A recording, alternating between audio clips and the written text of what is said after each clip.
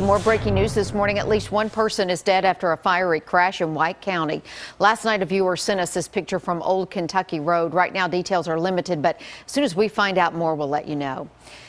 And new this morning, 2 people are recovering after a bad crash in Hermitage. We're told 2 cars collided on Lebanon Pike just after 11 last night. Both drivers were taken to Vanderbilt with non-life-threatening injuries. No word on what caused this horrible collision.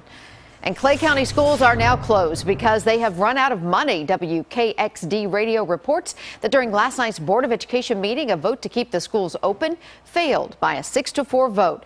Months ago, the board voted to close the schools today if the Department of Education decided to strip state funding from the school system. There is no set time frame on when the schools will reopen, but as of this morning, the school doors will be padlocked shut. A manhunt's underway this morning for the man accused of gunning down a woman inside her apartment. And our Cuthbert Langley joins us from TBI headquarters. And Cuthbert, I understand, well, you've mentioned this guy is one of the most wanted in the state.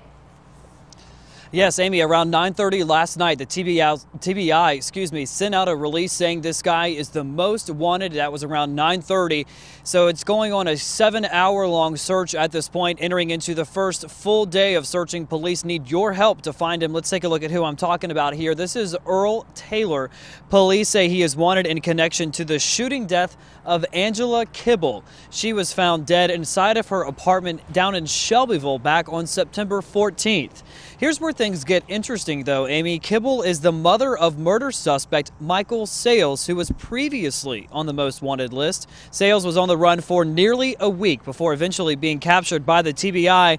And it was just hours after his arrest that Sales' mother, again her name Angela Kibble, was found dead. And police believe Earl Taylor is responsible, along with this man, David Fletcher. Last night, Fletcher was arrested by the TBI in jail right now on a $2 million bond. Let's take one last look at the man police need your help finding this morning. Again, his name is Earl Taylor. He is 5'9", 190 pounds. If you see him, do not approach him. Instead, call 911. Now, the TBI is also looking to you at home to come forward with any information about where Taylor may be. If you have any tips for them, give the TBI a call at 1-800-TBI-FIND. There is a $1,000 reward being offered for any clues leading to his arrest. We're live at the TBI headquarters this morning. Cuthbert Langley, News Channel 5. Cuthbert, thanks for that update. And a robber's on the run this morning after going into a Dollar General store and demanding cash. It happened just before 8 last night at the store on West Trinity Lane. No one was hurt, and right now there haven't been any arrests, and police don't have a description of the thief. And another robber caught on camera, and we want you to take a good look at the picture. Even though his face is mostly covered, a surveillance camera was able to get a good view of the gunman. We're told he robbed the Ace Market along Bransford Avenue late Sunday night. If he looks familiar to you, call Crime Stopper 615-74-CRIME. Also new this morning, 2 people had to dodge gunfire in Spring Hill.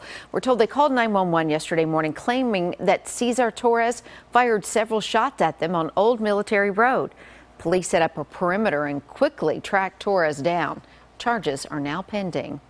A staple in one mid-state community has passed away after a long battle with cancer. Perry County Sheriff Tommy Hickerson was surrounded by family when he died yesterday at a hospital in Nashville. Hickerson was first elected sheriff in 2010, and during that time he started several community service programs.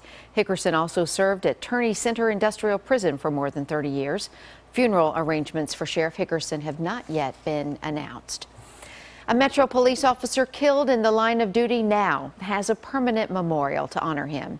A ceremony took place yesterday to unveil the new Officer Michael Petrina Memorial Interchange in Brentwood, previously known as the I-65 Old Hickory Boulevard Interchange. Officer Petrina was hit and killed while directing traffic on I-65 last May. Hopefully this serves as a constant reminder to the public to please be mindful, be aware, be responsible, and be safe, and move over to help protect law enforcement. Officer Petrina had been on the force for just 8 months when he was killed. He was 25 years old. And this morning, Smashville is celebrating after the Preds kicked off hockey season with a win. Thousands packed into Bridgestone Arena last night. I'm just excited to be back. It's been a long summer waiting on this. Hey, number 1, baby, taking the cup this year. Number 1, baby, number 1. The team hosted a party on the plaza last night before the puck dropped. It featured music, face painting, and merchandise, of course. Fans recently noticed the new murals have started popping up around town that read, "I believe in Smashville." The coach of the St. Louis Blues, Stanley Cup winning coach, talks about this being the most intimidating building to play in the entire NHL. Northern city, southern city, doesn't matter. This is a hockey town. This is Smashville. And if you missed last night's action, we have all the highlights of last night's game coming up in just 4 minutes for you. Traffic alert this morning. Part of I-40 will be closed this weekend for part of the Fast Fix 8 project. Crews will be working on the Clinton Bridge. Work starts at 8 tonight.